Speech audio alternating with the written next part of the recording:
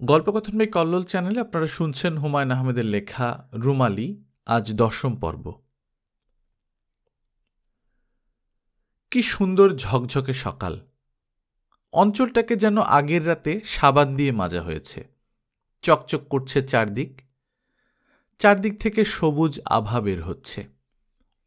কেউ যেন প্রতিটি গাছের পাতার আড়ালে সবুজ বাতি জ্বেলে দিয়েছে। আমি একতলায় নেমে দেখি কেমন উৎসব উৎসব ভাব। সবাই একসঙ্গে কথা বলছে। কেউ কারো কথা শুনছে বলে মনে হলো না। সেলিম ভাই শুধু এক কোনায় একা একা বসে আছেন। মনে হচ্ছে তার মন খুব খারাপ।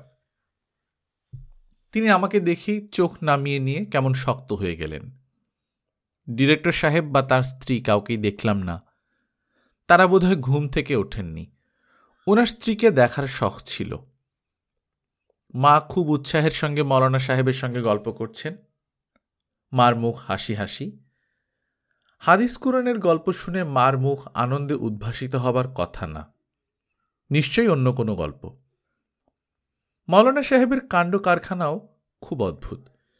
দিব্যি সিনেমার দলের সঙ্গে মিশে গেছেন। সকালবেলাতেই উপস্থিত। মা আমাকে দেখে এগিয়ে এলেন। বকুল, তোর ঘুম ভেঙেছে? না, ভাঙেনি। এখনো ঘুমোচ্ছি। ঘুমোতে ঘুমোতে নিচে নেমে এসে এখন তোমার সঙ্গে কথা বলছি। সবসময় বাঁকা কথা বলিস কেন? মাঝে মাঝে সোজা কথা বললে কি হয়? ভালো হয়। এখন কটা বাজে জানিস? 10টা। তাই নাকি? আজকের নাস্তা ছিল তেহারি। একজন 2 প্লেট 3 প্লেট করে খেয়ে নাস্তা শর্ট ফেলে দিয়েছে। তোরটা আমি আলাদা করে রেখেছি। দাঁড়া, গরম করে দিতে বলি। তোমাকে এমন খুশি খুশি লাগছে কেন মা? খুশির তুই কি দেখলি? মা রান্নাঘরের দিকে ছুটে গেলেন। তার আদরের কন্যার নাস্তা যেন মিস না হয়। মৌলানা সাহেব আমার দিকে এগিয়ে আসছেন। আচ্ছা, মেয়েদের সঙ্গে কথা বলার ব্যাপারে কি তার আগ্রহ? আমি তাকে খুব কম সময়ই ছেলেদের সঙ্গে কথা বলতে দেখেছি। সব সময় লক্ষ্য করেছি তিনি মেয়েদের আশেপাশে আছেন এবং গুটগুট করে মেয়েদের সঙ্গেই কথা বলছেন। আমা কেমন আছেন? জি ভালো আছি। আপনি ভালো? আল্লাহ পাকের অসীম রহমতে ভালো আছি। আপনি দেখে একেবারে সিনেমার লোক হয়ে গেছেন। সবই আল্লাহ পাকের হুকুম আম্মা। স্যার আমাকে চাকরি দিয়েছেন। মাসিক বেতন 2000 টাকা। আমার জন্য যথেষ্ট। চণ্ডীগড় স্কুলে বেতন ছিল 1200। হাতে পেতাম 600, তাও সব মাসে না। আপনার জন্য তো ভালোই হলো। তবে মৌলানা হয়ে সিনেমার লাইনে চাকরি, এইটাই যা কথা। যে কোনো কাজই আম্মা সৎভাবে সৎ নিয়তে করা যায়। আল্লাপাক নিয়তটা দেখেন, আর কিছু দেখেন না। তা যায়। আপনার কাজটা কি? স্যার এখনো কিছু বলেন নাই। স্যারের সঙ্গে এটা নিয়েই কথা বলতে এসেছি। শুনলাম স্যারের শরীর ভালো না, জ্বর এসেছে। জ্বর আসারই কথা, কাল যে ভিজা ভিজেছেন। আম্মা আপনার জ্বর আসেনি তো? জি না। আলহামদুলিল্লাহ। মা প্লেটে করে তেহারি এবং চামচ নিয়ে এসেছেন। ভাবভঙ্গি দেখে মনে হচ্ছে মুখে তুলে খাইয়ে দেবেন। লোকজনের সামনে মা খানিকটা আহ্লাদী হয়ে যান। মেয়েকে মুখে তুলে খাইয়ে দিয়ে তিনি প্রমাণ করার চেষ্টা করবেন যে তার মেয়ে অন্তঃপ্রাণ। আমি মার হাত থেকে প্লেট নিয়ে নিলাম। বকুল, আস্তে আস্তে খা। কেয়ামতকে বলেছি শুকনো মরিচ ভেজে দিতে। পেঁয়াজ আর শুকনো মরিচ ভাজা মাখিয়ে দেখ, খুব ভাল লাগবে। আমার এমনিতেই ভালো লাগছে মা। মা খুশি খুশি গলায় বললেন, কেয়ামত আসলেই ভালো রাঁধে। আমি 3 প্লেট খেয়ে ফেলেছি। সে কি? কেউ বুঝতেই পারেনি আমি 3 প্লেট খেয়েছি। বুঝতে পারলেই বা কি? তুমি 2 নম্বর নায়িকার মা। তুমি 3 প্লেট খাবে না তো কে খাবে? সবসময় ফাজলামি করবি না বকু। নাস্তা খেয়ে মঈন ভাইকে দেখে আয়। উনার আবার কি হয়েছে? খুব জ্বর। কাল বৃষ্টিতে ভিজেছেন তো, পায়ে আবার কাঁটাও ফুটেছে। আমি গিয়ে দেখে এসেছি। তার স্ত্রীর কি অবস্থা মা? স্বামীর সেবা যত্ন করছেন? সে যে কুল পায় না, স্বামীর সেবা করবে কি? সকালবেলাতে লিপস্টিক টিপস্টিক দিয়ে পরি সেজে বসে আছে। তোর কথা জিজ্ঞেস করছিল। আমার কথা জিজ্ঞেস করবে কেন? আমার কথা তাকে কে বলেছে? বলতে হবে কেন? তুই ছবির নায়িকা, তোকে চিনবে না? বকু শোন, মঈন ভাইয়ের ঘরে যাবার আগে সেজেগুজে ফিটফাট হয়ে যাবি, আওলা ঝালো হয়ে যাবি না। গেলে ক্ষতি কি? ভদ্রমহিলা তোকে প্রথম দেখবেন, ফার্স্ট ইমপ্রেশনের একটা গুরুত্ব আছে না? কথায় বলে না, পহেলা দর্শনধারী, তারপর গুণ বিচারী। আমি নাস্তা শেষ করলাম, পরপর 2 কাপ চা খেলাম, ঘরে গিয়ে কাপড় পাল্টালাম, চুল বাঁধলাম। ডিরেক্টর সাহেবের ঘরে কিন্তু গেলাম না, একা একা হাঁটতে বের হলাম। আজ আমি সারাদিন হাঁটব, দুপুরে ফিরব না। গেটের কাছে এসে এক ঝলকের জন্য পেছন দিকে ফিরলাম। মা আমার পালিয়ে যাবার ব্যাপারটা দেখছেন কিনা জানা দরকার। মাকে দেখলাম না, অন্য একজনকে বারান্দায় দাঁড়িয়ে থাকতে দেখলাম। ইনি কি নীরা? আমি এত সুন্দর মানুষ আমার জীবনে দেখিনি। লম্বা ছিপছিপে একজন তরুণী, মাথা ভর্তি কোঁকড়ানো চুল, হালকা হলুদ রঙের শাড়িতে তাকে অবিকল হলুদ পাখির মতো লাগছে। তিনি হাত ইশারায় আমাকে থামতে বললেন। তিনি ইশারা না করলেও আমি থামতাম। আমি দাঁড়িয়ে আছি, তিনি এগিয়ে আসছেন। হাঁটার ভঙ্গিটা অন্যরকম। প্রাচীনকালের রাজকন্যারা কি এমন করে হাঁটতেন, যেন বাতাসের উপর দিয়ে ভেসে আসছেন। তুমি রুমালি না? জি। কি অদ্ভুত নাম, রুমালি। আপনার মেয়ের নামও তো অদ্ভুত, অ্যান্টেনা। ওর আসল নাম কিন্তু এরিয়েল, ওর বাবা রেখেছিল। যে নৌকায় করে কবি শেলি সমুদ্রে বেড়াতে গিয়ে ডুবে মারা গিয়েছিলেন, সেই নৌকাটার নাম ছিল এরিয়েল। এরকম অপয়া নাম তো রাখা যায় না, কাজেই এরিয়েল বদলে কাছাকাছি একটা নাম রাখলাম, অ্যান্টেনা। কি সহজ ভঙ্গিতেই না মহিলা কথা বলছেন, যেন আমার সঙ্গে তার কতদিনের পরিচয়। পুরনো 2 অসম বয়সের বান্ধবী একসঙ্গে গল্প করছি। তুমি যাচ্ছ কোথায়? একটু হাঁটব। আশেপাশের লোকজনদের বাড়ি ঘরে গিয়েছ? জি না, একটা বাড়িতেই শুধু গিয়েছিলাম। সে বাড়িতে অনেক গাছ আছে, বিরাট একটা পুকুর আছে। ওই বাড়িতে কি যাচ্ছ? এখনো ঠিক করিনি, যেতে পারি। আমি যদি সঙ্গে যাই তোমার কি আপত্তি আছে? ছি ছি, কি বলেন, আপত্তি কেন থাকবে? আপনি সঙ্গে গেলে আমার খুব ভালো লাগবে। অ্যান্টেনাকে সঙ্গে নেবেন না? না, ও থাকুক, ও গল্প করুক তার বাবার সঙ্গে। চলো আমরা দুজন যাই। আমরা পথে নামলাম। আমি আরেকবার পেছন দিকে তাকালাম। দলের সবাই তাকিয়ে আছে, যেন বিরাট কোনো ঘটনা ঘটতে যাচ্ছে। সেই ঘটনা ঘটাতে যাচ্ছি আমরা দুজন। বাকি সবাই নিঃশ্বাস বন্ধ করে অপেক্ষা করছে। এটা যদি সিনেমার কোনো দৃশ্য হতো, তাহলে ক্যামেরা আমাদের মুখ থেকে প্যান করে অপেক্ষমান ইউনিটের লোকজনদের মুখে পড়ত। তখন সাসপেন্স জাতীয় আবহ সঙ্গীত হতো। রুমালি? জি। অভিনয় করতে কেমন লাগছে? খুব ভালো লাগছে। সবার কাছে শুনেছি তুমি নাকি অসম্ভব ভালো অভিনয় করো। আমি বুঝতে পারছি না। মঈন তোমার অভিনয়ের প্রশংসা করছিল। আমি অবশ্য সবসময় ওর প্রশংসাকে গুরুত্ব দিই না। ওর রুচির সঙ্গে আমার রুচি প্রায়ই মেলে না। মঈনকে ডিরেক্টর হিসেবে তোমার কেমন লাগলো? ভালো।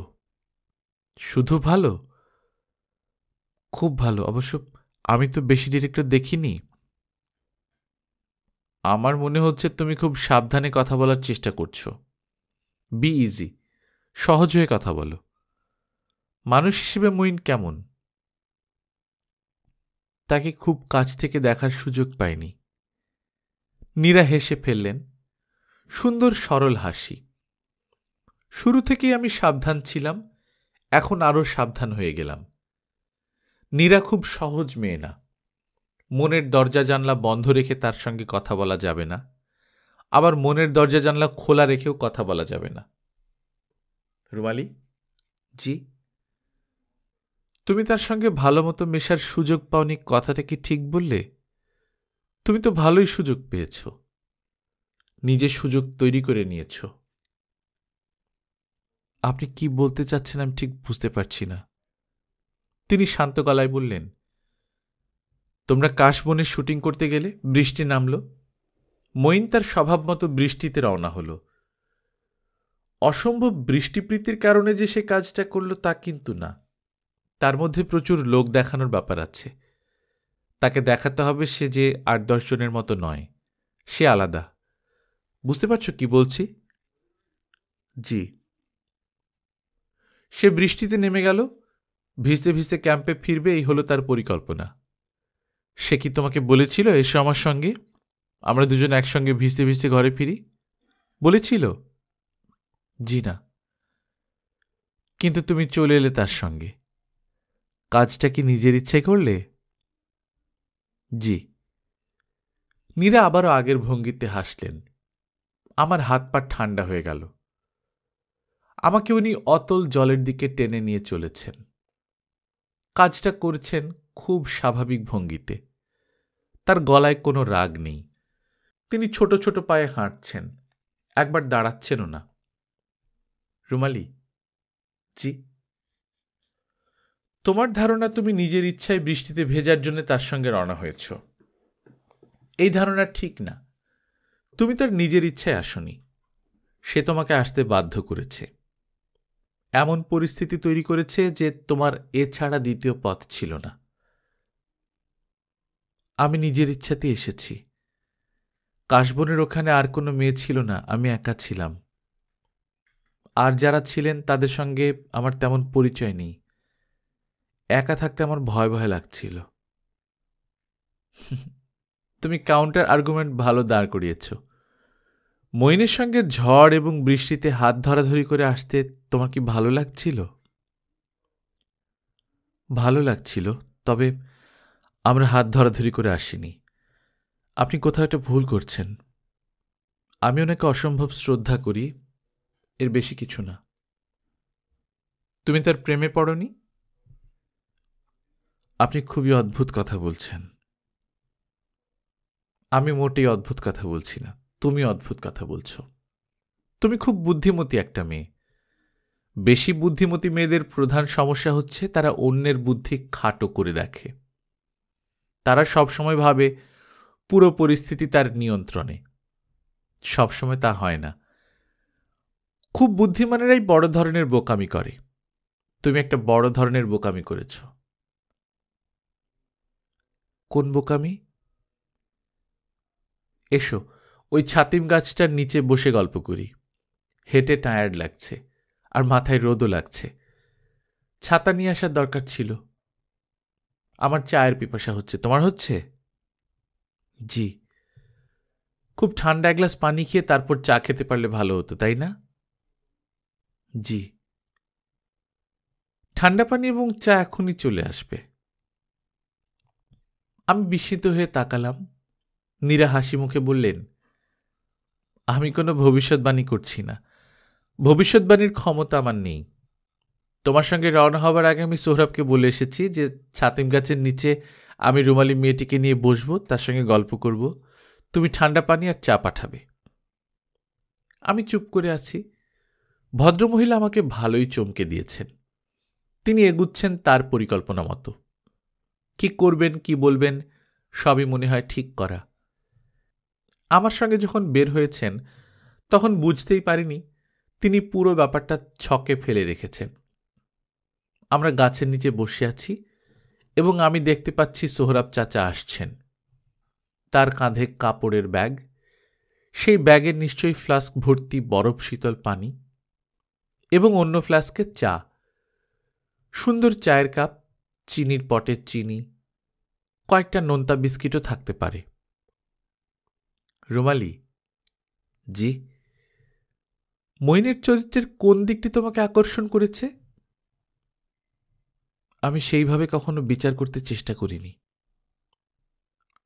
যাকে তুমি এত পছন্দ করো তাকে তুমি নানানভাবে বোঝার চেষ্টা করবে না? পছন্দের পেছনের কারণগুলি দেখবে না?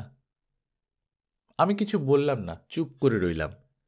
নীরা হালকা গলায় বললেন, ওর সবচেয়ে ভালো দিক হচ্ছে ওর ছেলে মানুষই। একটা বাচ্চা ছেলে ওর ভেতর বাস করে। বাচ্চারা কি করে জানো?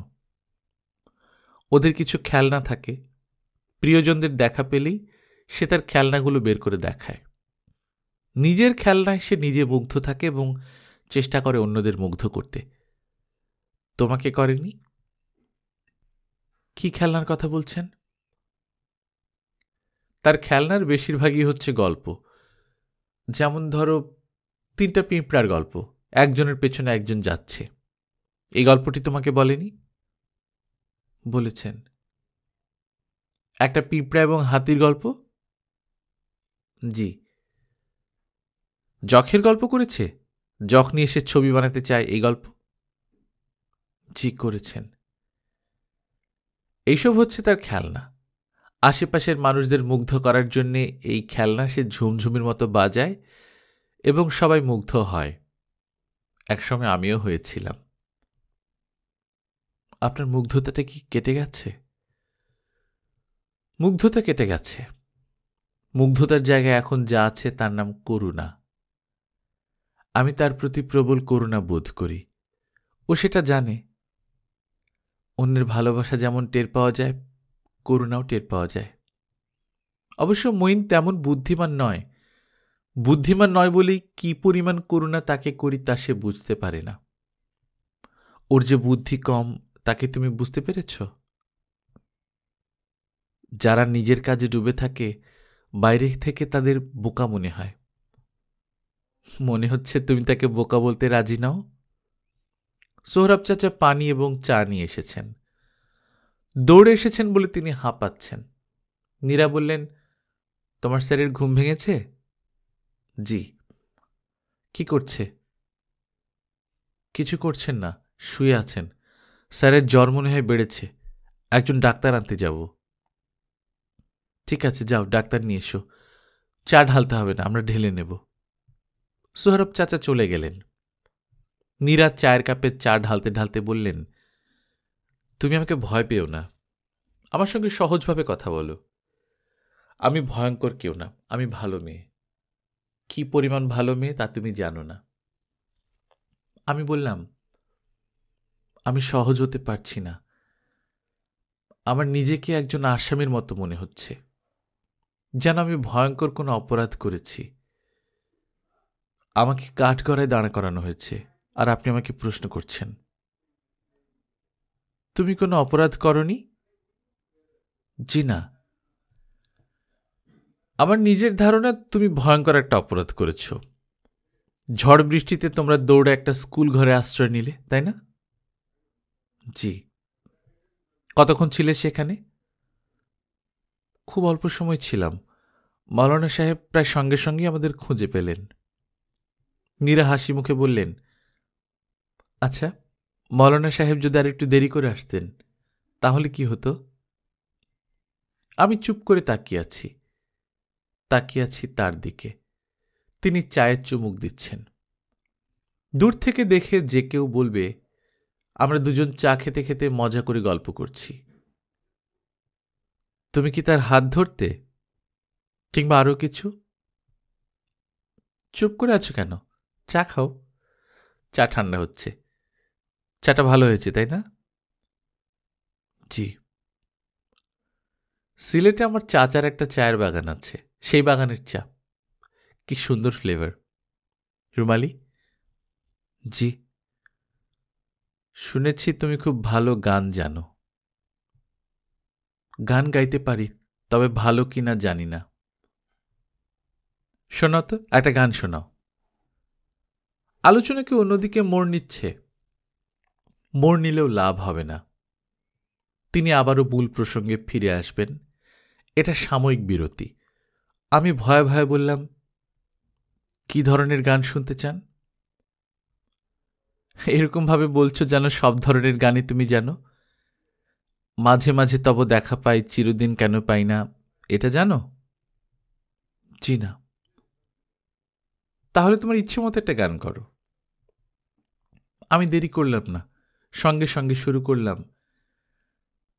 Down the way where the nights are gay and the sun shines daily on the mountain top, I took a trip on a sailing ship, and when I reached Jamaica, I made a stop. But I'm sad to say I'm on my way, won't be back for many a day. আমি গান করছি, নীরা তীক্ষ্ণ চোখে আমার দিকে তাকিয়ে আছেন, তার ঠোঁটে বিচিত্র হাসি। এখন তিনি দৃষ্টি ফিরিয়ে নিয়েছেন, তাকিয়ে আছেন আকাশের দিকে। চারদিক কি অপূর্ব সুন্দর, আকাশ ঘন নীল। আমার গান গাইতে ভালো লাগছে। এই গানের যদি অনেকগুলি অন্তরা থাকত খুব ভালো হতো। আমি গেয়ে যেতাম, গান ফুরত না। আমি আপন মনে গাইছি, একবারও নীরার দিকে তাকাচ্ছি না। না তাকিয়েও বুঝতে পারছি তিনিও আমার দিকে তাকাচ্ছেন না। না দেখেও আমি বলতে পারি কেউ আমার দিকে তাকাচ্ছে কি তাকাচ্ছে না। একসময় গান শেষ হলো, আমি নীরার দিকে তাকিয়ে হাসলাম। উনি এখন কি করবেন? আমাকে কি বলবেন, চলো ক্যাম্পে ফিরে যাওয়া যাক, নাকি পুরনো প্রসঙ্গ আবার শুরু করবেন? মহামান্য আদালত একের পর এক প্রশ্ন করতে থাকবেন, নানান দিক থেকে আক্রমণ করে দুর্গে ফাটল ধরানোর চেষ্টা করবেন। নীরা যত বুদ্ধিমতী হন না কেন, আমার দুর্গে ফাটল ধরাতে পারবেন না। ইট কাঠ লোহার দুর্গে ফাটল ধরানো যায়, ভালোবাসার দুর্গে ফাটল ধরানো যায় না। রুমালি, জি। তোমার গানের গলা ভালো। Thank you. শুধু ভালো বলে ভুল করেছি, খুবই ভালো। তুমি কি মইনকে তোমার গান শুনিয়েছ? জি না। শোনাওনি কেন? সে যেমন তোমাকে মুগ্ধ করার চেষ্টা করছে তুমিও করবে, সেটাই নিয়ম। উনি শুনতে চাননি। কেউ শুনতে না চাইলে তুমি গান শোনাও না? জি না, কথা নেই বার্তা নেই, আমি হুট করে গান শুরু করব কেন? এসব তো শুধু সিনেমাতেই হয়। তুমি তো সিনেমা করতে এসেছ। নীরা হাসি হাসি মুখে তাকিয়ে আছেন আমার দিকে। কথার পিঠে কথা জুড়ে তিনি এগুচ্ছেন। আমার ক্লান্ত লাগছে। আমি কি তাকে বলবো কথা কথা খেলতে ইচ্ছা করছে না? অন্য কোনো খেলা খেলতে চাইলে বলুন। পশু পাখি ফুল ফল খেলা খেলবেন? আসুন আমরা পশু পাখি ফুল ফল খেলা খেলি। রুমালি, জি। মইনের সঙ্গে আমার বিয়ে কিভাবে হলো এই গল্প কি শুনবে? খুব ইন্টারেস্টিং গল্প, শুনলে তোমার ভালো লাগবে। বলুন, শুনব। নীরা ফ্লাস্ক থেকে আবারও চা নিলেন। তার চা খাবার ব্যাপারটা মজার। ফ্লাস্ক থেকে অল্প অল্প চা কাপে ঢালেন, কাপ শেষ হয় আবারও নেন। তিনি হালকা গলায় বললেন, আমাদের বিয়ে কিন্তু প্রেমের বিয়ে নয়, আমাদের হচ্ছে অ্যারেঞ্জ ম্যারেজ। তবে এই অ্যারেঞ্জ ম্যারেজের ব্যাপারটি আমার করা। অ্যারেঞ্জ ম্যারেজে সাধারণত বর কনের কোনো ভূমিকা থাকে না, আত্মীয় স্বজনরাই সব ব্যবস্থা করেন। তবে আমার বিয়ের বেলায় সব ব্যবস্থা আমি করেছি। বাবাকে গিয়ে বলেছি, বাবা মইন নামের এই ছেলেটিকে আমি বিয়ে করতে চাই। বাবা তখন কফি খাচ্ছিলেন। আমার কথা শুনে তিনি এত চমকালেন যে হাত থেকে কফির পেয়ালা পড়ে গেল। কার্পেটে কফির দাগ লেগে গেল, সেই দাগ এখনো আছে। তুমি যদি কখন আমাদের বাড়িতে যাও তোমাকে দেখাবো। গল্পের ভূমিকাটা কেমন? জি ভালো। আমি যখন আমাদের ধানমন্ডির বাড়িতে যাই তখন একবার হলেও সেই বসার ঘরে যাই, কফির দাগ ভরা কার্পেটটার দিকে তাকিয়ে থাকি। আমার খুব মজা লাগে। আচ্ছা, গল্পটা শোনো। মইন তখন সবেমাত্র ইউনিভার্সিটি থেকে পাশ করেছে, চাকরি বাকরির চেষ্টা করছে, পাচ্ছে না। খুবই দুরবস্থা। সবসময় দুবেলা ভাত খাবার টাকাও থাকে না। কোনো কাজে যখন কারো বাসায় যায় তখন দুপুরবেলা ভাত খাবার সময় যায়। তারা যদি ভদ্রতা করেও একবার বলে ভাত খেয়ে যাও, সে দেরি করে না, সঙ্গে সঙ্গে বলে, জি আচ্ছা, কোথায় হাত ধোবো? এই হলো তার অবস্থা। নীরা খিলখিল করে হাসছেন, সহজ সরল হাসি। গল্পটা বলতে পেয়ে তার খুব ভালো লাগছে তা বুঝতে পারছি। তিনি যে তার বিয়ের গল্প করবেন এটিও কি তার পরিকল্পনায় ছিল? গল্পটা হবে ঈশপের গল্পের মতো। গল্পের শেষে আমার জন্য একটি ছোট্ট উপদেশ থাকবে। রুমালি, জি। তারপর শোনো, মইনের অর্থনৈতিক অবস্থা কিন্তু তাকে দেখে বোঝার কোনো উপায় ছিল না। কাপড় চোপড়ে সে সব সময় খুব ফিটফাট, নিজেকে মানুষের সামনে সুন্দর করে উপস্থিত করার একটা ব্যাপার তার মধ্যে সবসময় ছিল, এখনো আছে। কি আছে না? জি আছে। একদিন সকালের কথা, ছুটির দিন, বাবা বসে আছেন বাসায়। খুবই আশ্চর্যজনকভাবে তার মেজাজ ভালো। বাসায় যখন থাকেন আমার বাবার মেজাজ ভালো থাকে না, অকারণে হইচই করেন। তো সেই দিন তিনি খুব হাসি মুখে আমার সঙ্গে গল্প করছেন। গল্পের বিষয়বস্তু হল জনৈক পীর সাহেবের আধ্যাত্মিক ক্ষমতা। সেই পীর নাকি মানুষকে দেখা মাত্র তার ভূত ভবিষ্যৎ বর্তমান হড়হড় করে সব বলে দিতে পারে। সে বাবার অফিসে এসেছিল। বাবা তার ক্ষমতায় মুগ্ধ ও বিস্মিত। আমার কোথায় বিয়ে হবে, কবে হবে, এসব সে বাবাকে বলেছে। বাবা খুব আগ্রহ করে পীর সাহেবের সঙ্গে কথা বলছেন। তো আমি খুব মুগ্ধ হয়ে শোনার অভিনয় করে যাচ্ছি। এমন সময় দারোয়ান এসে বলল, একটা ছেলে দেখা করতে চায়, 5 মিনিট কথা বলবে, নাম মঈন। এইসব ক্ষেত্রে বাবার জবাব হচ্ছে না। তিনি বাড়িতে কারো সঙ্গে দেখা করেন না। তার সঙ্গে দেখা করতে হলে অফিসে দেখা করতে হবে। সেই দেখা হবার ব্যাপারটাও খুব সহজ নয়। বাবার পিএ প্রথম কথা বলে দেখবে ঘটনা কি। সে যদি মনে করে অ্যাপয়েন্টমেন্ট দেয়া যায় তাহলে হবে। সেটাও বেশ জটিল পদ্ধতি। ওই যে তোমাকে বললাম বাবার মেজাজটা ছিল ভালো। ভালো মেজাজের কারণে তিনি বলে ফেললেন, আসতে বলো। মঈন এসে ঢুকল। ঝকঝকে চেহারার যুবক, হাসি খুশি ভঙ্গি, জড়তা তেমন নেই। অপরিচিত একটা বাড়ির বিশাল ড্রয়িং রুমে সে ঢুকেছে, তা নিয়েও তার সামান্যতম সংকোচ নেই। অপরিচিত রূপবতী তরুণীর সামনে স্বাভাবিক কারণেই ছেলেদের কিছু সংকোচ থাকার কথা, তাও নেই। সে ঘরে ঢুকেই আমার দিকে তাকিয়ে হেসেছে। সেই হাসির মানে হচ্ছে, কি ভালো আছেন? বাবা গম্ভীর ভঙ্গিতে বললেন, কি ব্যাপার? মঈন বলল, স্যার আমি আপনার 10 মিনিট সময় নেব।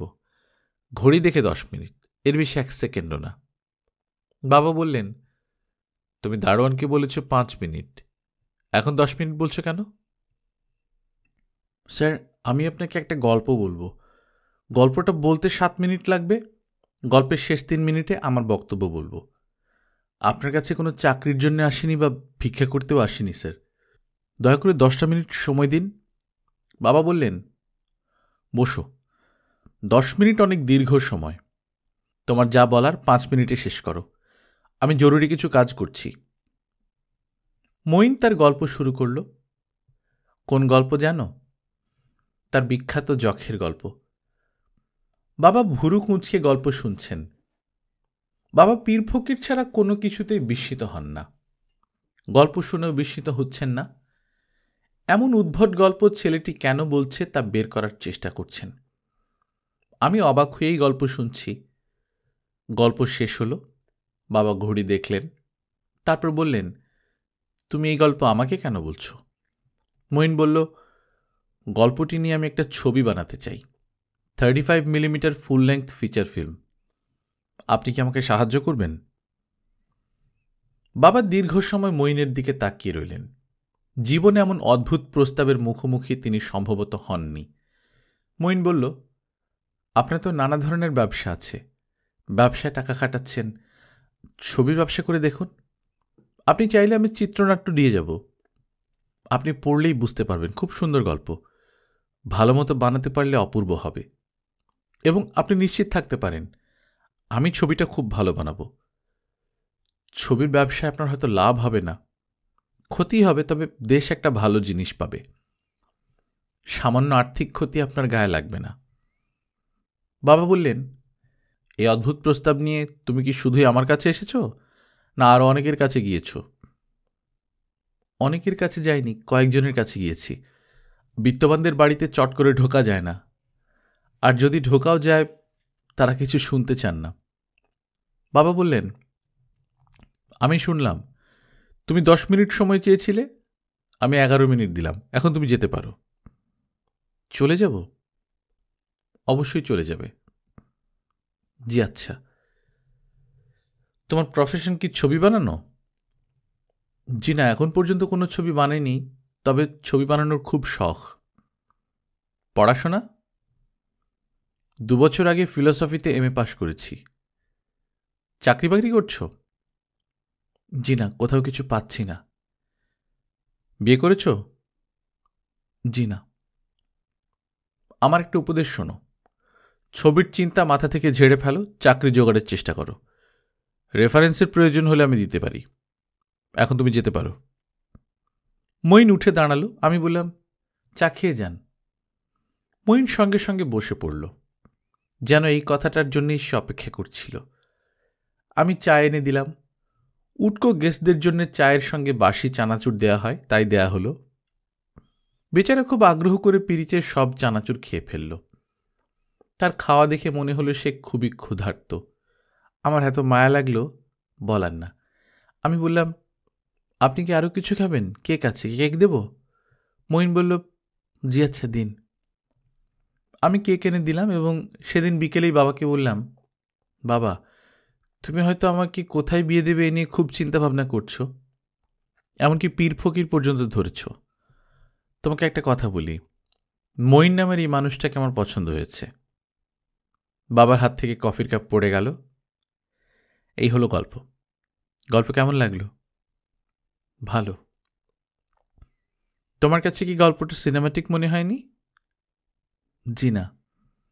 মীরা হাসতে হাসতে বললেন, সিনেমাটিক তো বটেই। একদিকে সহায় সম্বলহীন যুবক, অন্যদিকে বড়লোকের আদরের দুলালি। হিন্দি সিনেমার সঙ্গে খুব মিল। তবে একটা অমিল ছিল। হিন্দি সিনেমায় এসব ক্ষেত্রে মেয়ের বাবা মা বেঁকে বসেন। বাবা রেগে আগুন হয়ে নিজ খানদান নিয়ে অনেক কথা বলেন। মেয়ের চোখের জল ফেলতে ফেলতে করুণ গলায় গান শুরু করে। তবে আমার বেলায় সেরকম কিছু হয়নি। বাবা কয়েকদিন খুব গম্ভীর হয়ে রইলেন, মঈনের বাড়িঘরের খোঁজ নিলেন। তারপর যথাসময় বিয়ে হয়ে গেল। No climax, no anticlimax. Moin তার মেস ছেড়ে আমাদের বাড়িতে থাকতে এলো এবং প্রবল উৎসাহে ছবি বানাতে শুরু করল। যক্ষের ছবি না, অন্য ছবি। ছবি বানাবার টাকা কে দিলেন? আপনার বাবা? না, আমি দিলাম। তার সমস্ত ছবির আমি প্রযোজক। এখন যে ছবি বানাচ্ছে তার টাকাও আমার দেয়া। টাকা দেয়া বন্ধ করলেই ছবি বন্ধ। নীরা খুব হাসছেন। কেন হাসছেন? একজন মানুষকে টাকা দিয়ে কিনে নিয়েছেন সেই আনন্দে? নীরা হাসি থামিয়ে হঠাৎ গম্ভীর হয়ে গেলেন। বললেন, আমি কি খুব বেশি হাসছি? জি না। আমার তো মনে হয় বেশি হাসছি। মেয়েরা বেশি হাসলে খুব অস্বাভাবিক লাগে, কাঁদলে স্বাভাবিক লাগে।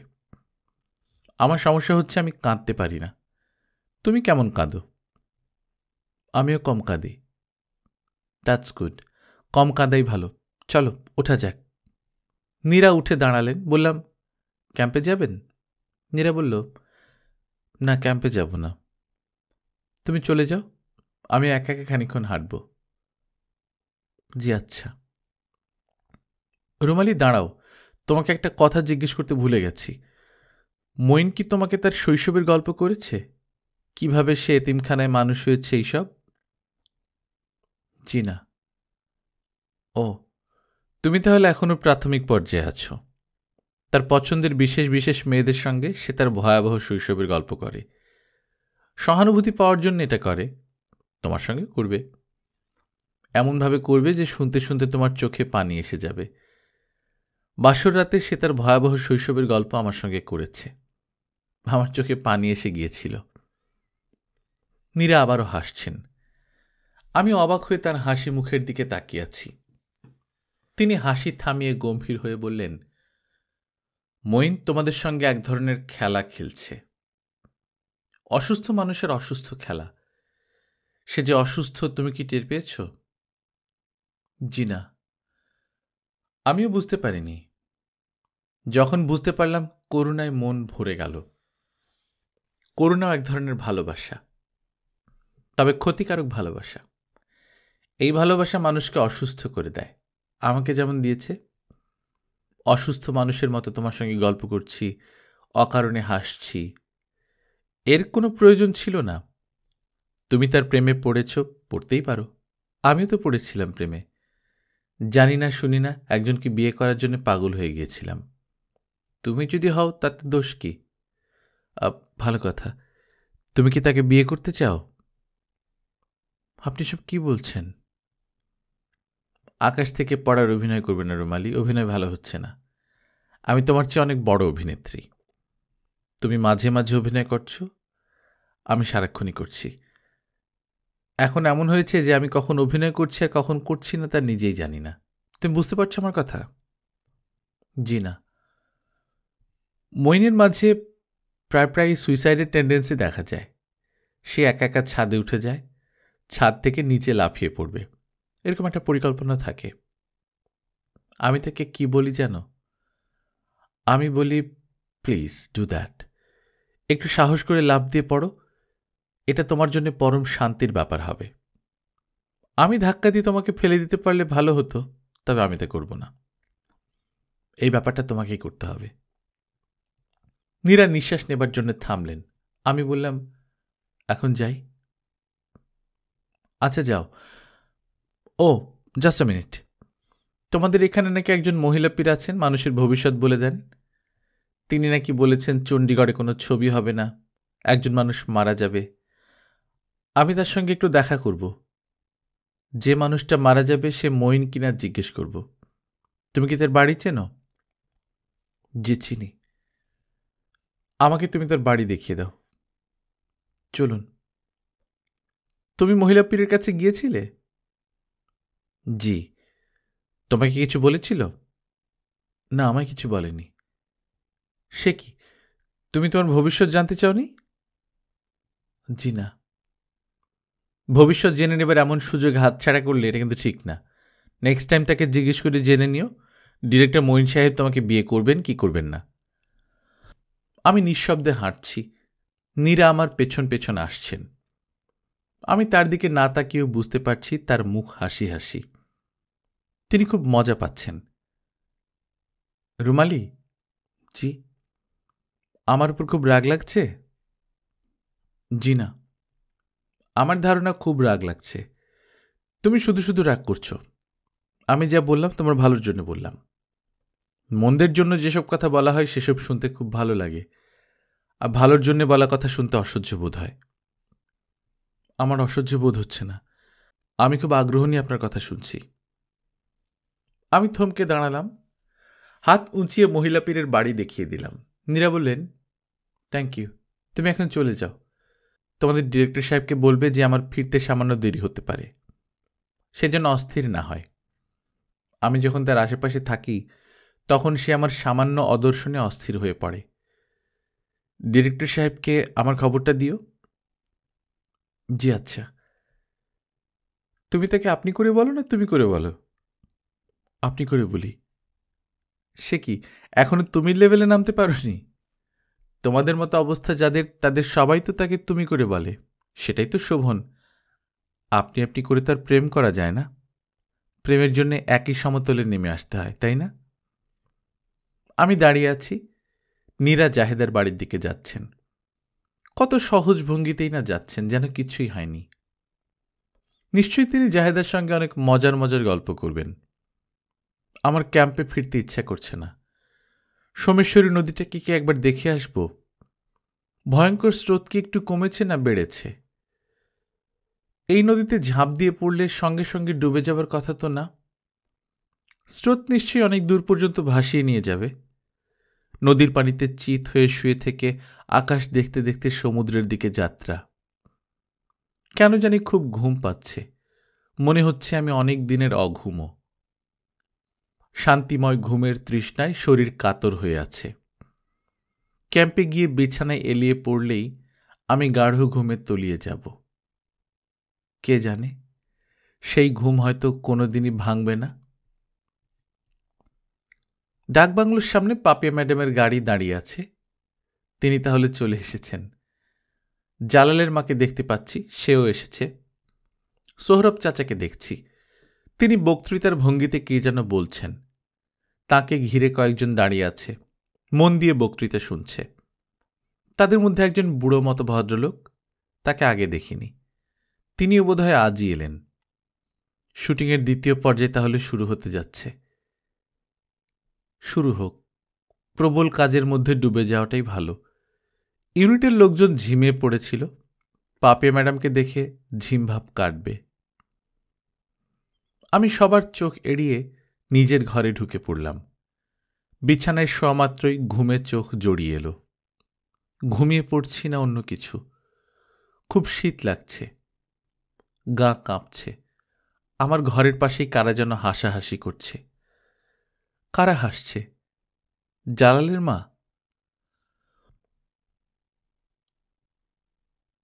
গল্পকথন বাই কল্লোল চ্যানেলে আপনারা শুনছেন হুমায়ুন আহমেদের লেখা রুমালি, আজ 10ম পর্ব। আমরা নিয়মিত গল্প পাঠ করে শোনাচ্ছি। আপনারা যারা প্রথমবার মতো শুনছেন কাইন্ডলি সাবস্ক্রাইব করে নেবেন। গল্প পাঠ ভালো লাগলে বন্ধুদের সঙ্গে শেয়ার করবেন। নিজে ভালো থাকবেন, আশপাশের লোকজনকে ভালো রাখবেন। টাটা।